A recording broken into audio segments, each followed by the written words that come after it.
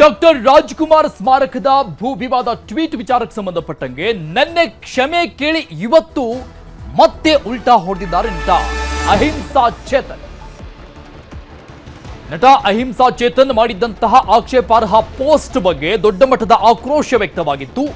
ಇದಕ್ಕೆ ನಿನ್ನೆ ಕ್ಷಮೆಯನ್ನ ಕೇಳಿದ್ರು ಸಾರ್ವಜನಿಕವಾಗಿ. ತಮ್ಮ ಹೇಳಿಕೆಯನ್ನೀಗ ಮತ್ತೆ ಸಮರ್ಥನೆ ಮಾಡಿಕೊಂಡಿದ್ದಾರೆ. ಆ ಹೇಳಿಕೆಗೆ ಯೂಟರ್ನ್ ತೆಗೆದುಕೊಂಡಿದ್ದಾರೆ, ಉಲ್ಟಾ ಹೊಡೆದಿದ್ದಾರೆ ಅಹಿಂಸಾ ಚೇತನ್. ನನ್ನೇ ಗೂಂಡಾಗಿರಿ ಮಾಡಲು ನನ್ನ ಬಳಿ ಕೆಲವರು ಬಂದಿದ್ರು, ಇವತ್ತು ಕೊಟ್ಟಂತ ಹೇಳಿಕೆ ಇದು. ಮತ್ತೆ ನಾನು ನನ್ನ ಮಾತಿನ ಮೇಲೆ ಇವತ್ತೂ ಕೂಡ ನಿಂತ್ಕೊಳ್ತೀನಿ ಅಂತ ಸಮರ್ಥನೆಯನ್ನ ಮಾಡಿಕೊಂಡಿದ್ದಾರೆ. ನನ್ನೇ ಸಾರಾ ಗೋವಿಂದು ಅವರು ಬಳಸಿದ ಪದಗಳು ಸರಿ ಇಲ್ಲ. ಡಾಕ್ಟರ್ ರಾಜ್ಕುಮಾರ್ ಅವರ ಹೆಸರಿಗೆ ಸಾರಾ ಗೋವಿಂದು ಮಸಿ ಬಳಿತಾ ಇದ್ದಾರೆ ಅಂತ ಮತ್ತೆ ಆಕ್ರೋಶವನ್ನು ವ್ಯಕ್ತಪಡಿಸಿದ್ದಾರೆ. ನಿನ್ನೆ ಸೈಲೆಂಟ್ ಆಗಿದ್ದ ನಟ ಚೇತನ್ ಇವತ್ತು ಮತ್ತೆ ವೈಲೆಂಟ್ ಆಗಿ ಹೇಳಿಕೆಯನ್ನು ಕೊಟ್ಟಿದ್ದಾರೆ. ನಿನ್ನೆಯ ಆ ಒಂದು ಆಕ್ಷೇಪಾರ್ಹ ಟ್ವೀಟ್ ಏನಿತ್ತು, ತಮ್ಮ ಆ ಹೇಳಿಕೆಗೆ ಟ್ವೀಟ್ಗೆ ಇವತ್ತು ಕೂಡ ಕಟಿಬದ್ಧವಾಗಿ ನಿಂತ್ಕೊಂಡು ಮಾತನಾಡಿರುವಂಥದ್ದು ಸಮರ್ಥನೆಯನ್ನ ಮಾಡಿಕೊಂಡಿದ್ದಾರೆ. ಇನ್ನು ಸಾರಾ ಗೋವಿಂದ್ ಅವರ ವಿಚಾರಕ್ಕೆ ಸಂಬಂಧಪಟ್ಟಂಗೆ ಕೂಡ ಹೇಳಿಕೆ ಕೊಟ್ಟಿದ್ದಾರೆ. ಆದರೆ ಯಾರು ನಿಜವಾಗ್ಲೂ ರಾಜ್ಕುಮಾರ್ ಅವರ ಹೆಸರಿಗೆ ಮಸಿ ಬಳಿತಾ ಇದ್ದಾರೆ ಅಂದರೆ ಕೆಲವು ವ್ಯಕ್ತಿಗಳು, ಸಾರಾ ಗೋವಿಂದ್ ಅಂತ ವ್ಯಕ್ತಿ, ಯಾರು ರಾಜ್ಕುಮಾರ್ ಅಭಿಮಾನಿ ಸಂಘ ಅಂತ ಹೆಸರಲ್ಲಿ ಭಾಳ ಅವಾಚ್ಯ ಶಬ್ದಗಳು, ಗೂಂಡಾವರ್ತನೆ ಮತ್ತು ಜೀವ ಬೆದರಿಕೆಗಳು, ಏನೇನು ಅವಹೇಳನಕಾರಿ ಮಾತುಗಳಾಡಿ, ಎಲ್ಲ ಒಂದು ಮಹಿಳಾ ನಿಂದನೆ ಮಾತುಗಳಾಡಿ ಭಾಳ ರಾಜ್ಕುಮಾರ್ ಹೆಸರಿಗೆ ಅವರು ಕೆಟ್ಟ ಹೆಸರು ಕೊಡ್ತಾ ಇದ್ದಾರೆ. ಯಾರು ನಿನ್ನೆ ಬಂದು ಗುಂಡಗಿರಿ ಕೈ ಎತ್ಬಿಟ್ಟು ಒಡೆಯೋಕ್ಕೆ ಬಂದಿದ್ದಾರೆ, ಒಂದು ಗೂಂಡಾವರ್ತನೆ ಮಾಡೋರು ಅಂಥ ವ್ಯಕ್ತಿಗಳು ಈ ಒಂದು ನಿಜವಾಗ್ಲೂ ಈ ಏನು ಜನರ ಧ್ವನಿನ ಕ್ರಶ್ ಮಾಡಕ್ಕೆ ಟ್ರೈ ಮಾಡ್ತಾ ಇದ್ದಾರೆ, ಬಾಯಿ ಮುಚ್ಚಕ್ಕೆ ಟ್ರೈ ಮಾಡ್ತಾ ಇದ್ದಾರೆ. ರಾಜ್ಕುಮಾರ್ ನಡೆ ನುಡಿನ ಅವರು ಎತ್ತಿಡಿತಾ ಇಲ್ಲ.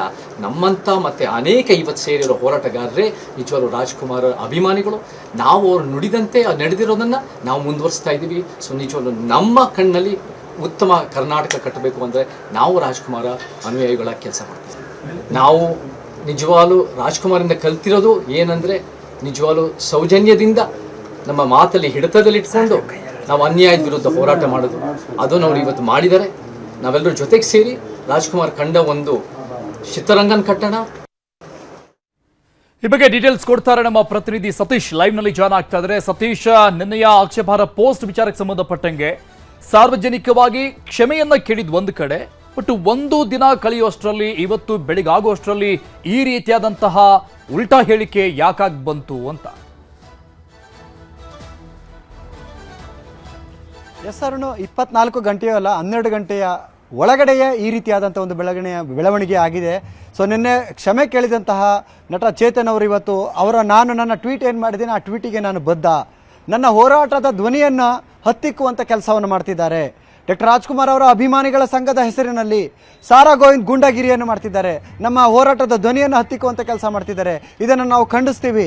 ನಿನ್ನೆ ನಾನೇನು ಟ್ವೀಟ್ ಮಾಡಿದ್ದೆ ಆ ಟ್ವೀಟ್ಗೆ ನಾನು ಇವಾಗಲೂ ಕೂಡ ಬದ್ಧ. ನಿನ್ನೆ ನನಗೆ ಅವರು ಧಮಕಿ ಹಾಕಿದ್ದ ಕಾರಣಕ್ಕೆ ನಾನು ಕ್ಷಮೆ ಕೇಳಿದ್ದೀನಿ ಅನ್ನುವಂಥ ನಿಟ್ಟಿನಲ್ಲೇ ನಟ ಚೇತನ್ ಅವರು ಇವತ್ತು ಮಾತಾಡಿದ್ದಾರೆ ಅಂತಲೇ ಹೇಳ್ಬೋದು.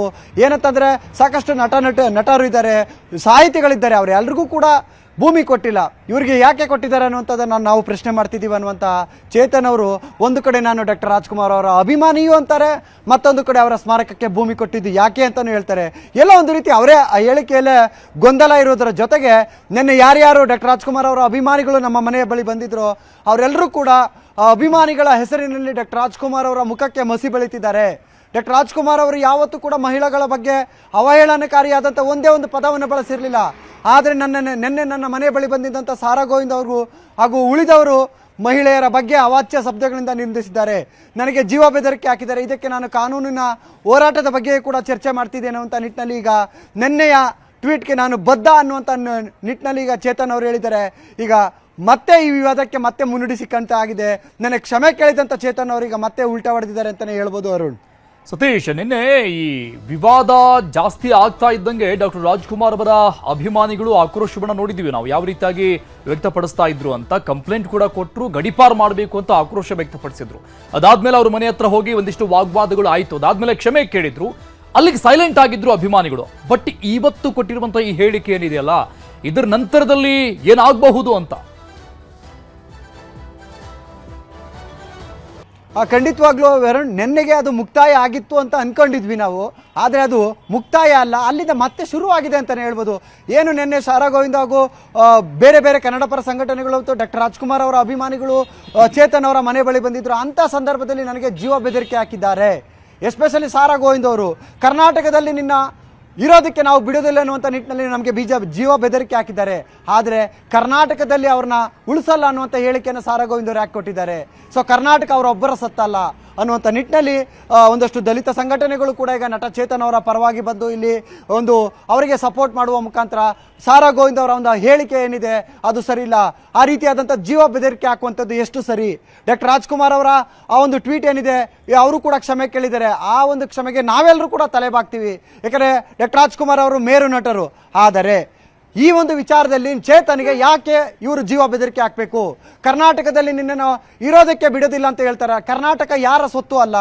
ಕನ್ನಡವನ್ನು ಮಾತಾಡುವಂಥವ್ರು ಎಲ್ಲರೂ ಕೂಡ ಕನ್ನಡದ ಪ್ರತಿನಿಧಿಗಳು. ಚೇತನ್ ಅವರು ಕೂಡ ಕನ್ನಡಿಗರು.